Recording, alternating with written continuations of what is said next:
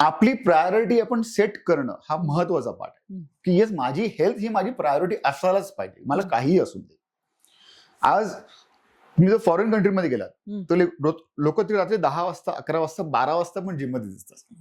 कोणतरी धावतंय, कोणतरी पळतंय, कोणतरी जिम करतंय आफ्टर फिनिशिंग द वर्कआउट.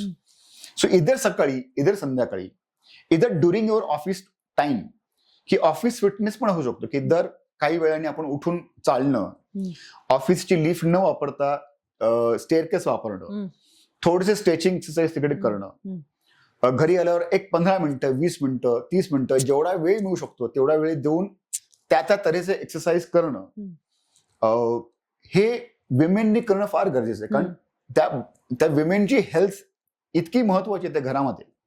आणि दुसरी गोष्ट, उद्या मला असा प्रश्न विचारायचा आहे की आपल्याला असं वाटतं की आपली मुलं ही दीर्घायुष्य असली पाहिजेत. हे प्रत्येकाची इच्छा असते ना की माझी मुलं, त्यांना कुठले प्रॉब्लेम नसावेत, त्यांची हेल्थ चांगली असावी, त्यांना फायनान्शियल इश्यू नसावेत. ते कोणाकडून शिकणार आहेत? ते काय बघतायत आपल्याकडे की माझे आई वडील काहीच करत नाहीयेत, किंवा आपण कुठलं एक्झाम्पल सेट करतो आता. आज माझा मुलगा 10 वर्षाचा लहान आहे.